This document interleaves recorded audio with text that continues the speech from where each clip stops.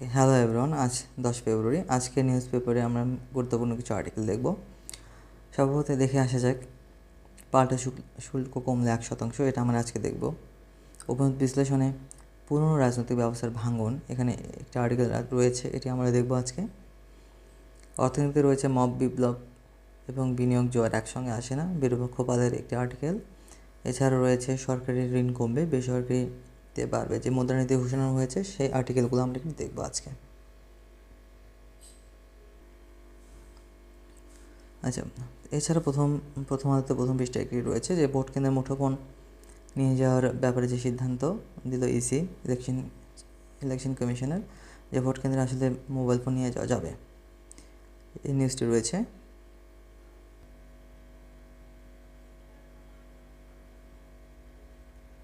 ওকে, so সবার প্রথমে এখানে যে যুক্তরাষ্ট্র এবং বাংলাদেশের যে একটি চুক্তি সই হলো এই নির্বাচনের প্রাককালে, সেখানে দেখা যাক যে আমাদের শুল্ক ছিল, রেসিপ্রোকাল ট্যারিফ ছিল 20%, সেখান থেকে 1% কমে সেটা বর্তমানে হয়েছে 19%। শুল্কের হার 1% কমানো হয়েছে, ফলে শুল্কের হার 20% থেকে কমে 19% হয়েছে।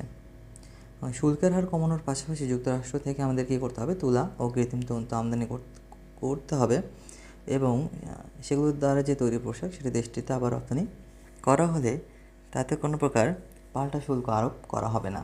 এটা হচ্ছে আমাদের যুক্তরাষ্ট্রের এই চুক্তিতে বলা রয়েছে।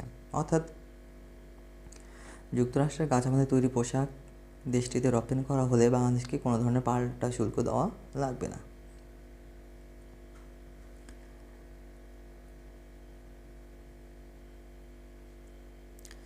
আচ্ছা, দ্বিতীয় পাতায় রয়েছে প্রধান উপদেষ্টা ডক্টর মোহাম্মদ ইউনূসের একটি বক্তব্য যে হ্যাঁ, জিতলে দেশ পাল্টাবে, অপশাসন আর ফিরবে না। এখানে আমরা খেয়াল করি যে এখানে নির্বাচন বন্ধু হটলাইন চালু করা হয়েছে 333 নাম্বারটি। আচ্ছা, গণভোটে হ্যাঁ ভোট জয় হলে বাংলাদেশের ভবিষ্যৎ সুন্দরভাবে নির্মিত হবে বলে আশাবাদ ব্যক্ত করেছেন আমাদের প্রধান উপদেষ্টা।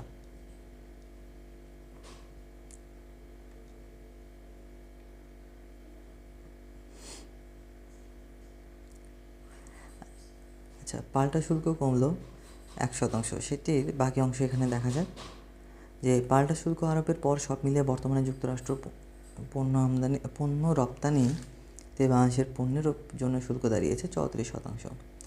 এখন যুক্তরাষ্ট্রের সঙ্গে বাংলাদেশের দ্বিপক্ষীয় বাণিজ্য ছিল 800 কোটি মার্কিন ডলার, যে গতকাল নিউজে আমরা দেখেছি।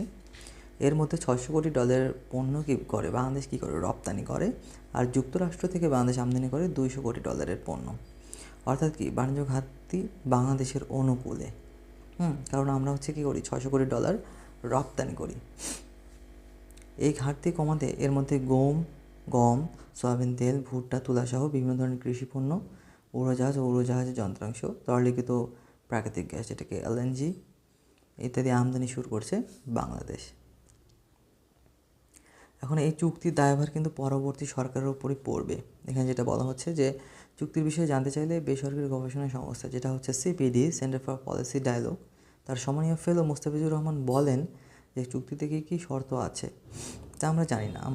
আমি মনে করি এ ধরনের চুক্তি বর্তমান অন্তর্বর্তী সরকারের শেষ সময়ে এসে করা মোটেও উচিত হয়নি। সো এই চুক্তির ব্যাপারে সিপিডি সম্মানীয় ফেলো মুস্তাফিজুর রহমানের কথা এই বক্তব্য দিচ্ছেন। এখন এই চুক্তির দায়ভার কিন্তু পরবর্তী সরকারের ওপর পড়বে বলে তিনি উল্লেখ করেছেন যে চুক্তির লাভ লোকসানের হিসাব কষতে হবে, চুক্তিতে কী শর্ত আছে তা সার্বিকভাবে পর্যালোচনার ভিত্তিতে। আচ্ছা, আমরা পরবর্তী আর্টিকেল দেখি যে অভিমত বিশ্লেষণে যে রাজনীতি নিয়ে বলা রয়েছে, পুরনো রাজনৈতিক ব্যবস্থার ভাঙন নাকি ধারাবাহিকতা। এটা হচ্ছে মির্জা হাসানের লেখা। ওকে, মির্জা হাসান লিখেছেন, ডক্টর মির্জা হাসান, যিনি BIGD অর্থাৎ BRAC institute of governance and ডেভেলপমেন্টের জ্যেষ্ঠ গবেষক। এখন তার এই যে আর্টিকেলটি আছে, এই আর্টিকেল থেকে আমরা গুরুত্বপূর্ণ কিছু ইনফরমেশন দেখে নিই। আপনারা চাইলে পুরোটা পড়তে পারেন। আচ্ছা, এখানে কিন্তু মপতন্ত্র নিয়ে একটা কথা বলা রয়েছে যে ইতালীয় রাজনৈতিক তাত্ত্বিক অ্যান্তোনিও গ্রামসির যে প্রেজেন্ট নোটবুক, সেই নোটবুকে বলা হয়েছে যে পুরনো জগতের অবসান হচ্ছে, কিন্তু নতুন জগতের দেখা মিলছে না।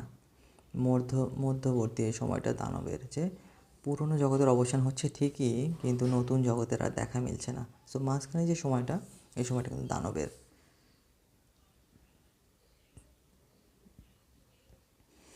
এছাড়া এতে বলা হয়েছে যে আইন এবং সালিশ কেন্দ্রের হিসেবে 2024 সালের আগস্ট থেকে 2025 সালের ডিসেম্বর পর্যন্ত 295 জন মব সহিংসতায় নিহত হয়েছেন। বিআইজিডির একটি জনমত জরিপে দেখা যায় 80% উত্তরদাতা মব সহিংসতা নিয়ে, আর 62% উত্তরদাতা নারীর নিরাপত্তা নিয়ে উদ্বিগ্ন। সো দুইটা বিষয়, একটা হচ্ছে মব সহিংসতা আর একটা নারীর নিরাপত্তা, এই দুটি ব্যাপার নিয়ে কিন্তু জনগণ কি উদ্বিগ্ন। এছাড়াও বহুজনের রাজনীতিতে ফিরে আসা, এখানে একটি তত্ত্ব রয়েছে। সেই তত্ত্বটা আমরা দেখি যে বেলজিয়ান রাজনৈতিক তাত্ত্বিক Chantal Mouffe the return of the political গ্রন্থে বহুজনের রাজনীতিতে ফিরে আসা তত্ত্ব দিয়েছিলেন। তত্ত্বটা কি? এটা এমন একটা অবস্থা যেখানে রাষ্ট্রের অবিচ্ছেদ্য উপাদান হিসেবে দ্বন্দ্বকে গ্রহণ করা হয়। হ্যাঁ, দ্বন্দ্বকে গ্রহণ করা হিসেবে রাষ্ট্র একটি ইন্টিগ্রাল পার্ট হিসেবে, পাশাপাশি সমাজের গভীরে থাকা বিদ্যমান ভিন্ন মতের সঙ্গে নতুন করে যুক্ত হওয়া বোঝায়। যে এই সমাজের ভেতরে গভীরে থাকে কি ভিন্ন মত, যে আমি এটা মানি না, বা আরেকজন ওই জিনিসটা মানছে না। এই যে মতের অমিল, এর সঙ্গে কি নতুন করে যুক্ত হওয়া বোঝায়। তো দ্বন্দ্ব এবং ভিন্ন মত, এখন দ্বন্দ্ব এড়িয়ে গেলে সমাজ তখন গণতান্ত্রিক উপায়ে সে দ্বন্দ্ব আর নিরসন করতে পারে না। এখন স্বাভাবিকভাবে একটি দ্বন্দ্ব হলে আমরা নিরসন করার চেষ্টা করি কীভাবে? যে অধিকাংশের মতামতের ভিত্তিতে, অর্থাৎ গণতন্ত্রের পন্থাকে অবলম্বন করি। কিন্তু দ্বন্দ্ব এড়িয়ে গেলে সমাজ তখন গণতান্ত্রিক উপায়ে সেই দ্বন্দ্ব নিরসন করতে পারে না। আচ্ছা, নিরসন করতে পারে না, ফলে কর্তৃত্ব পরায়ণ সমাধানই হয়ে ওঠে একমাত্র অবলম্বন। যে তখন কিন্তু একজন অথরিটি আমাদের দরকার হয়, একজন অথরিটেরিয়ানের দরকার পড়ে, যে সেটা ছাড়া যে আমাদের সমাধানের উপায় হচ্ছে না, যে যখন গণতন্ত্র কাজ করছে না, তখন অবশ্যই কি আমাদের অন্য কোনো পন্থা অবলম্বন করতে হবে। এই পদ্ধতিতে শক্তিশালী মতাদর্শিক বা নীতিগত ভিন্ন মত থাকা সত্ত্বেও প্রতিপক্ষকে গণতান্ত্রিক প্রক্রিয়ার নিয়ম মানতে উৎসাহিত করা হচ্ছে। যে বাংলাদেশে 2024 সালের অভ্যুত্থান পরবর্তী সময়ে জনতা ও তাদের উত্থানকে বহুজনের রাজনীতিতে ফিরে আসা ধারণার মাধ্যমে কিন্তু কি ভালোভাবে বোঝা যায়। এছাড়াও আন্দোলন নিয়ন্ত্রণের ক্ষেত্রে যে রাষ্ট্রের উচিত অনুচিত বিবেচনা, সমতা ও ন্যায় বিচারের বোধ বহুলাংশে কি অনুপস্থিত ছিল। রাষ্ট্রের উচিত অনুচিত বিবেচনা, যখন একটি দেশ একটি ক্রাইসিসের মধ্যে দিয়ে যায়, তখন সেখানে উচিত অনুচিত অনেক কিছুই এড়িয়ে যায়, লোকচক্ষুর অন্তরালে পড়ে যায়। সমতা ন্যায় বিচারের বোধ বহুলাংশে অনুপস্থিত হয়ে যায়। যে এখান থেকে কিন্তু মব সন্ত্রাসের উদ্ভব, যে এই চুরি করেছে, একে এখন গণপিটুনি দিতে হবে, ঠিক আছে, অথবা আইন নিজের হাতে তুলে নেওয়া। জনগণও বোঝে না যে তারা আইন নিজের হাতে তুলে নিচ্ছে। আন্দোলনের নিয়ন্ত্রণের ক্ষেত্রে রাষ্ট্রের উচিত অনুচিত বিবেচনা এবং সমতা ও ন্যায় বিচারের বোধ বহুলাংশে অনুপস্থিত ছিল। যে আশা নিরাশার ভবিষ্যৎ কি এখানে? যে 2024 সালের গণঅভ্যুত্থানের পর আইন শৃঙ্খলা রক্ষাকারী বাহিনী আগের মতো কোনো সরকারের প্রতি অন্ধ আনুগত্য দেখাতে চাইবে না, ঠিক আছে। ফলে আগের মতো পরিপুষ্ট স্বৈরাচার জন্ম নেওয়া কিন্তু কঠিন। যে এখানে তাই ভবিষ্যতের উদার গণতান্ত্রিক পরিসর যতই বিশৃঙ্খলাপূর্ণ হোক না কেন, সেখানে একটা টেকসই ও জোরালো চেক অ্যান্ড ব্যালেন্স পদ্ধতি এবং জবাবদিহি রাষ্ট্র তৈরি হওয়ার সম্ভাবনা রয়েছে। তা আমরা চাই কি একটি মিশ্র গণতান্ত্রিক ব্যবস্থা, যেখানে নির্বাচনী প্রতিনিধিত্ব ও প্রত্যক্ষ গণতন্ত্র থাকবে না, নির্বাচনী প্রতিনিধিত্ব আর প্রত্যক্ষ গণতন্ত্র কি থাকবে, পাশাপাশি থাকবে। এখন দেখি এখানে যে গণতন্ত্র কোনো আসলে কি গণতন্ত্র কি যুগোপযোগী, আসলে গণতন্ত্র কোনো প্রাকৃতিক বিষয় না। ফ্যাসিবাদ বা রাজকীয় শাসন অনেকাংশেই প্রাকৃতিক ব্যবস্থা। কীরকমভাবে? যে এটা কিন্তু ফ্যাসিবাদ বা রাজকীয় যে শাসন, সেটা কি পারিবারিকভাবে হয়ে থাকে। কীভাবে একজন রাজার ঘরে জন্মগ্রহণ করলে স্বাভাবিকভাবে সে রাজার সন্তান বা রাজকুমার বা ধীরে ধীরে সে রাজাতে পরিণত হয়। এটা কি একটা প্রাকৃতিক ব্যবস্থা। কিন্তু গণতন্ত্রতে কি যে কেউ কিন্তু যে কোনো জায়গা থেকে তার নেতৃত্বের গুণাবলীর মাধ্যমে নিজের নিজের কর্মদক্ষতা সৃজনশীলতার মাধ্যমে কিন্তু কোনো কিছুর কী হতে পারে, কোনো কিছুর নির্বাচনের মাধ্যমে সে কী হতে পারে, প্রতিনিধিত্ব করতে পারে। ওকে, যে বংশ পরম্পরা, জাতিগত শ্রেষ্ঠত্বের ধারণা বা স্বর্গীয় আদেশের দোহাই দিয়ে এসব ব্যবস্থা টিকে থাকে বলেই সহজে মানুষের সমর্থন পায়। এখন গণতন্ত্রের ভিত্তি হলো সামাজিকভাবে সবাই মিলে সৃষ্ট আদর্শ এবং মূল্যবোধ। গণতন্ত্রের জন্য প্রয়োজন সক্রিয় নাগরিকদের দৃঢ় মনোবল ও প্রতিশ্রুতি এবং অবিরাম নজরদারি। শুনতে যতই জীর্ণ সস্তা আলাপ মনে হোক, এই ব্যবস্থাই এখন পর্যন্ত কিন্তু প্রাসঙ্গিক। গণতন্ত্র কিন্তু বর্তমান সময়ে সবচেয়ে বেশি প্রাসঙ্গিক। এখন দেখে উপসংহার কীভাবে টেনেছে যে নতুন রাজনৈতিক প্রত্যাশার কারণে নির্বাচনের পর আরও জোরে সোরে মপতন্ত্র বা সত্যিকারের গণতন্ত্রের দাবি দেওয়া দুটোর প্রকাশ করবে। এসব দাবি দেওয়া ও প্রত্যাশা যদি বহুলাংশে পূরণ না হয়, তাহলে হয়তো আমরা আবার বিশৃঙ্খলা তৈরি হতে দেখব। যে কি আমাদের দাবি দেওয়া, জনগণের দাবি দেওয়া এবং প্রত্যাশা যদি অনেকটাই পূরণ না হয় বা একটু গ্যাপ থেকে যায়, তাহলে কিন্তু আবার বিশৃঙ্খলা তৈরি হতে পারে। এতে এলিট এবং মধ্যবিত্ত যে শ্রেণী আবারও হতাশ হয়ে অবশ্যই সমাধান নিতে পারে। আমরা অবশ্যই সমাধানটা দেখব একটু পরে। তথা শক্ত হাতে রাষ্ট্র পরিচালনার দাবি জানাতে পারে। আইন শৃঙ্খলা রক্ষাকারী বাহিনীকে আবারও পুরনো পদ্ধতির দেশ শাসনে সহযোগিতা করবে। একটি রেটরিক্যাল কোশ্চেন রেখেছেন আমাদের প্রতি, আমরা একটু চিন্তা করবো এটা নিয়ে। আর অবশ্যই সমাধানটা কি, এটা একটু দেখে আসি। যে হবেশন সলিউশন বলতে বোঝাচ্ছে কি, সপ্তদশ শতাব্দীর দার্শনিক ছিলেন টমাস হবস। তিনি একটি সামাজিক চুক্তির মাধ্যমে নৈরাজ্য ও গৃহযুদ্ধের অবসান ঘটিয়ে একটি শক্তিশালী সার্বভৌম রাষ্ট্র প্রতিষ্ঠার ধারণাকে বোঝায়। তিনি কী করেছেন সপ্তদশ শতাব্দীতে, এই যে থমাস হবস একজন দার্শনিক, তিনি সামাজিক চুক্তির মাধ্যমে নৈরাজ্য এবং গৃহযুদ্ধের অবসান ঘটিয়ে, কী করতে হবে, নৈরাজ্য এবং গৃহযুদ্ধের অবসান ঘটিয়ে একটি শক্তিশালী সার্বভৌম রাষ্ট্র প্রতিষ্ঠার ধারণা দিয়েছিলেন।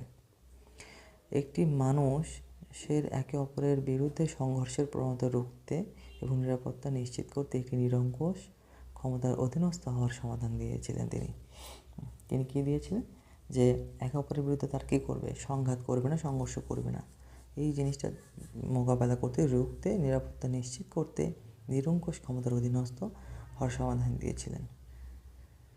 তো এটি কি আসলে এখানে তিনটি বৈশিষ্ট্য আমরা দেখতে পারি, যে সার্বভৌম ক্ষমতা, কমন পাওয়ার। হবস মনে করতেন যে যেখানে কোনো কমন পাওয়ার বা সার্বভৌম কর্তৃপক্ষ থাকে না, সেখানে মানুষের জীবন হয় নিঃসঙ্গ, দরিদ্র, কদর্য, পাশবিক, ক্ষণস্থায়ী। আর সামাজিক চুক্তি কি, মানুষ পারস্পরিক ভীতির হাত থেকে বাঁচতে নিজেদের সমস্ত অধিকার একটি সার্বভৌম কর্তৃপক্ষ বা লেভিয়াথের হাতে ছেড়ে দিয়ে চুক্তি করে, যা শান্তি ও নিরাপত্তা নিশ্চিত করে। আচ্ছা, বেশিরভাগ মানুষই তার কোনো দায়িত্ব নিতে চায় না। আমরা চাই যে আমাদের হয়ে অন্য কেউ চিন্তা করুক, আমাদের অন্য কেউ বলুক, আমাদের হয়ে অন্য কেউ এই কাজটা করুক, এরকম। তো সেখান থেকে কিন্তু সেখান থেকে একটি সার্বভৌম কর্তৃপক্ষের উদ্ভব। যখন আমরা একজনকে বলছি তুমি এই কাজটা করো, আপনি এই কাজটা করুন, আপনি আমার হয়ে এই দাবিটার কথা বলুন, তখন কিন্তু তার মধ্যে সে ধীরে ধীরে কর্তৃত্ববাদী গুণাবলীগুলো বিকশিত লাভ করে। সে নিজে তা কিন্তু স্বাভাবিকভাবে আমরা ঠেলে দিচ্ছি বা আমরা বলছি যে আপনি করুন, আমরা নির্দেশ করছি। তো ধীরে ধীরে সে কিন্তু কর্তৃত্ববাদী হয়ে ওঠে যখন দেখছে যে বেশিরভাগ মানুষই তার উপর নির্ভরশীল। আর শৃঙ্খলা প্রতিষ্ঠা, এটি প্রকৃতির রাজ্যে স্টেট অফ নেচারে বিরাজমান বিশৃঙ্খলা প্রত্যেকের যুদ্ধের একটি তাত্ত্বিক সমাধান। শৃঙ্খলা প্রতিষ্ঠা করতে হবে, যে সার্বভৌম ক্ষমতা, সামাজিক চুক্তি এবং শৃঙ্খলা প্রতিষ্ঠা করতে হবে। তো সহজ কথায়, যে অরাজকতা থেকে বাঁচতে মানুষের নিজের ক্ষমতা একজন শাসকের হাতে তুলে দিয়ে আইন শৃঙ্খলা প্রতিষ্ঠা অবশ্যই ধারণাই হলো অবশ্যই সমাধান। যে অরাজকতা থেকে বাঁচতে মানুষ নিজের ক্ষমতা একজন শাসকের হাতে তুলে দেয়, ঠিক আছে, আমার হয়ে আপনি কাজটা করুন, আমাদেরকে দেখে রাখুন, এটাই হচ্ছে অবশ্যই সমাধান। আচ্ছা, আপনারা চাইলে পুরোটা পড়ে নিতে পারেন, যে পুরনো রাজনৈতিক ব্যবস্থার ভাঙন নাকি ধারাবাহিকতা। আমরা পরবর্তীতে যাই। পেপার পড়তে এখন শুধু নির্বাচন নিয়ে। আমাদের পেপার পড়ার উদ্দেশ্য হচ্ছে প্রতিদিন আপ টু ডেট থাকা। ওকে,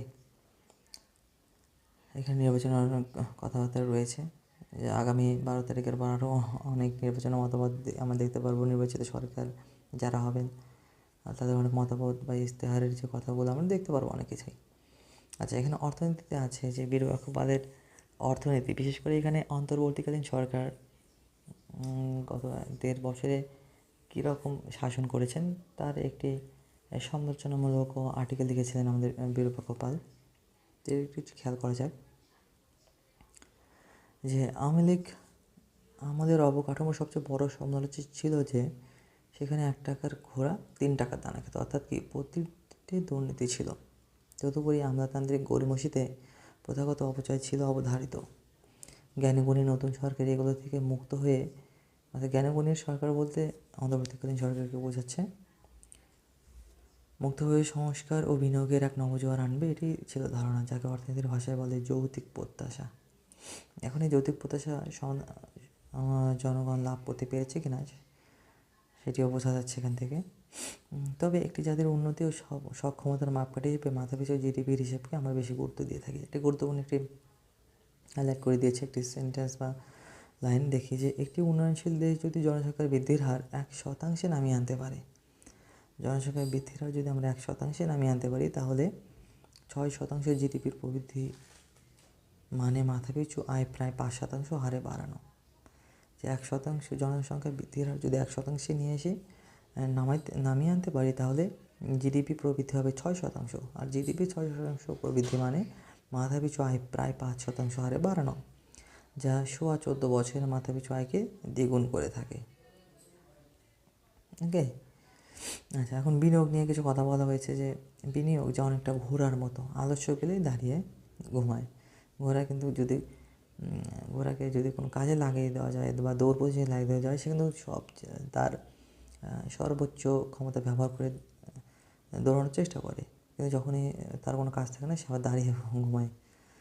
আচ্ছা, সেটা কথা বলছে যে বিনিয়োগ হচ্ছে উদ্দীপনা পেলে কি দুরন্ত বেগে ছুটতে পারে। হ্যাঁ, বিনিয়োগের এই দুরন্তপনাকে জন মেনার্ড কেইন্স অ্যানিমাল স্পিরিটের সঙ্গে তুলনা করেছেন। বিনিয়োগ যদি একটু উদ্দীপনা পায়, তাহলে কিন্তু চরম দ্রুতগতিতে এগোতে থাকে, আবার একটু স্থবিরতা পেলে সে থেমে যায়, দেশের অর্থনৈতিক উন্নয়ন ও স্থবির হয়ে যায়। তারপরে বলা হচ্ছে, বাংলাদেশের ইতিহাস থেকে বোঝা যায় যে অভ্যন্তরীণ ব্যক্তি বিনিয়োগ না বাড়লে বিদেশি বিনিয়োগও বাড়ে না। যে অভ্যন্তরীণ বিনিয়োগ যদি না বাড়ে, তাহলে কি বিদেশি বিনিয়োগ বাড়বে না। ওকে, কারণ বিদেশিরা অত বোকা নন। এই সরকার আমাদের অভ্যন্তরীণ ব্যক্তি বিনিয়োগে পৌঁছে সর্বোচ্চ মাত্রায়, যা বিদেশি বিনিয়োগ কমে গেছে কিংবা সেভাবে বিনিয়োগ বাড়াতে প্রণোদনা দেয়নি। আচ্ছা, 1990 সালের গণঅভ্যুত্থান কিছু ইনফরমেশন, হিস্ট্রি থেকে কিছু ইনফরমেশন দেওয়া আছে এখানে, যে 1990 সালের গণঅভ্যুত্থানের সময় বিশ্বব্যাংকের তথ্য মতে ব্যক্তি বিনিয়োগ ছিল জিডিপির 9.5%, যেটা 2008-9 বিশ্বমন্দার বছর যেটা ছিল, গ্লোবাল ফাইন্যান্সিয়াল ক্রাইসিস, এই 2 বছর এবং এর পরের 2 বছর 10-11 সালেও কি ব্যক্তি বিনিয়োগের গড় হার ছিল শতকরা 22%। ঠিক আছে, কিন্তু সেই তুলনায় বর্তমানে আমাদের কিন্তু ব্যক্তি বিনিয়োগের হার অত ঊর্ধ্বগতি না। আচ্ছা, এখানে বলা হচ্ছে যে 11 অন্তর্বর্তী সরকার অর্থাৎ ফখরুদ্দিন সরকারের আমলেও বিনিয়োগ হার কমেনি, বরং 21 থেকে 22% উঠেছিল। তবে সেই সরকার অবশ্য নতুন বন্দোবস্ত প্রদান কিংবা জাতিকে অন্ধকার থেকে সভ্যতার আলোতে টেনে তোলার চেষ্টা করেনি। তখন আইন শৃঙ্খলা ও নিরাপত্তা ছিল চমৎকার, যা নিয়ে এই অন্তর্বর্তী সরকারের অদক্ষতা ও সদিচ্ছার অভাব ছিল ইতিহাসের সর্বোচ্চ মাত্রায়। মব বিপ্লব আর বিনিয়োগের জোয়ার কিন্তু একসাথে আসে না। আপনারা যদি এটা আরও বুঝতে চান, তাহলে একটু ভিডিওটা একটু পেছনে যেয়ে আবার দেখে আসতে পারেন, অথবা নিজেরা পুরো আর্টিকেলটা পড়ে নিতে পারেন। ডক্টর বিরূপাক্ষ পাল যুক্তরাষ্ট্রের State University of New York কোর্টল্যান্ডের অর্থনীতির অধ্যাপক। আচ্ছা, এখানে গণতন্ত্র, মত প্রকাশের স্বাধীনতা, এখানে আপাতত আমাদের গুরুত্বপূর্ণ কিছু নেই। আমাদের নির্বাচন, অর্থ বাণিজ্যে 2টি আর্টিকেল রয়েছে, যে সরকারি ঋণ কমবে আর বেসরকারি ঋণ বাড়বে। আমরা একটু দেখে নেব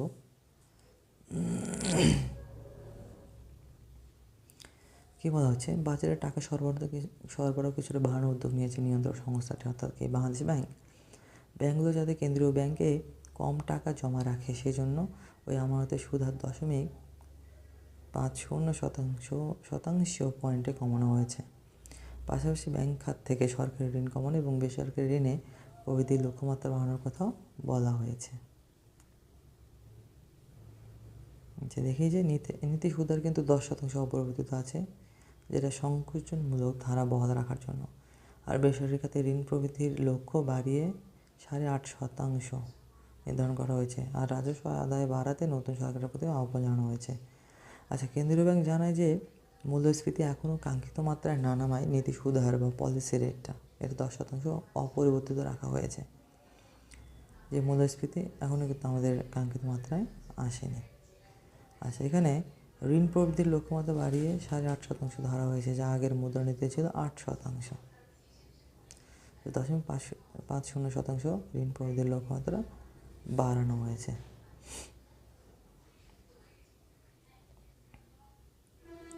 আচ্ছা, এখানে Bangladesh bank order, bank company act, তারপর হচ্ছে অর্থ ঋণ আদালত আইন, এই তিনটে জিনিস দেখে নিই এক নজরে। আচ্ছা, বাংলাদেশ ব্যাংক অর্ডার কি 1972, ব্যাংক কোম্পানি আইন 1991 আর অর্থ ঋণ আদালত আইন 2003। তো ব্যাংক কোম্পানি অর্ডারটা বাংলাদেশ ব্যাংক অর্ডার 1972টা কি, এটি বাংলাদেশ প্রতিষ্ঠার মূল আইন। ওকে, এটা বাংলাদেশ প্রতিষ্ঠার কি মূল আইন। এই আদেশের মাধ্যমে ব্যাংকটিকে নোট ইস্যু, মুদ্রা ব্যবস্থাপনা, তফসিল ব্যাংকগুলোর আমানত ও রিজার্ভ নিয়ন্ত্রণ করার ক্ষমতা দেওয়া হয়েছে।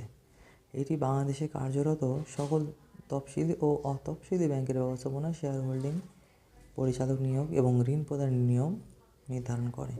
এই যে ব্যাংক কোম্পানি আইন 1991 আর অর্থ ঋণ আদালত 2003, এটি ব্যাংক এবং আর্থিক প্রতিষ্ঠান কর্তৃক প্রদত্ত ঋণ অনাদায়ী হলে তা আদায়ের জন্য আইনের অধীনে মামলা করা হয়। এই আইনের অধীনে জামানত বিক্রয় বা স্থাবর সম্পত্তি হস্তান্তরের মাধ্যমে পাওনা আদায় করা হয়। তাদের তিনটি প্রশ্ন, যে বাংলাদেশ ব্যাংক অর্ডার কত 1972, ব্যাংক কোম্পানি আইন কত 1991 এবং অর্থ ঋণ আদালত কত 2003-এ। আচ্ছা, এখানে আরেকটা আর্টিকেল রয়েছে, সেটা হচ্ছে প্রথম দিন থেকে অর্থনৈতিক সমস্যা শুরু করতে হবে। যে নতুন যে সরকার আসবে, নির্বাচিত সরকার আসবে, তার প্রথম দিক থেকে কি অর্থনৈতিক সংস্কারের দিকে মনোযোগ দিতে হবে। এখন কেন্দ্রীয় ব্যাংকের স্বায়ত্তশাসন, নির্বাচিত নতুন সরকারকে কেন্দ্রীয় ব্যাংকের স্বায়ত্তশাসন, শুল্ক হার কমানো, মূল্যস্ফীতি হ্রাস এবং কর্মসংস্থান বৃদ্ধি, চারটে বিষয়ে জোর দেওয়ার জন্য তাগিদ দিয়েছেন আমাদের অর্থনীতিবিদেরা। কী? ব্যাংকের স্বায়ত্তশাসন, কেন্দ্রীয় ব্যাংকের স্বায়ত্তশাসন নিশ্চিত করতে হবে, শুল্ক হার কমাতে হবে, মূল্যস্ফীতি কমাতে হবে এবং কর্মসংস্থান বাড়াতে হবে।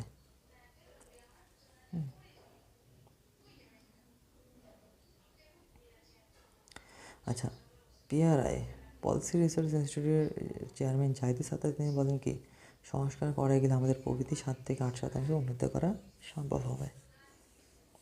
যদি সংস্কার সম্ভব হয় তাহলে আমাদের প্রবৃদ্ধিও কিন্তু 7-8% উন্নতি করা সম্ভব। আচ্ছা, পরবর্তীতে দেখে আমাদের এখানে আন্তর্জাতিক ডোনাল্ড ট্রাম্পের অস্ত্রতে উদ্বেগের মুখে বিশ্ব, আপনি চাইতে পড়ে নিতে পারেন, গুরুত্বপূর্ণ কিছু মনে হয় না আমার কাছে। আচ্ছা, এখানে শুধু একটি জিনিস আছে যে জাপানের যে সাধারণ নির্বাচন, সানায় তাকাচ্ছি, জাপানের আগাম সাধারণ নির্বাচনে কিন্তু বিশাল জয় পেয়েছেন প্রধানমন্ত্রী সানায় তাকাইচির দল লিবারেল ডেমোক্রেটিক পার্টি, সরি এখানে এলডিপি হবে, হ্যাঁ, লিবারেল ডেমোক্রেটিক পার্টি, সানায় তাকাইচির দল লিবারেল ডেমোক্রেটিক পার্টি,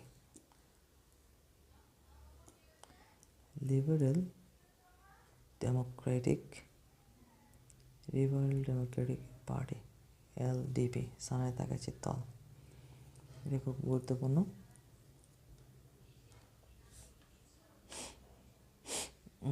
এছাড়া খেলাধুলাতেও কিছু নেই আমাদের গুরুত্বপূর্ণ। ওকে, সো এটাই ছিল আজকে আমাদের 10 তারিখের ফেব্রুয়ারি 10 তারিখের পত্রিকার রিভিউ। আপনারা চাইলে ভিডিওটি আবার দেখতে পারেন এবং পেপারটিও আপনি নিজে পড়তে পারেন। Thank you.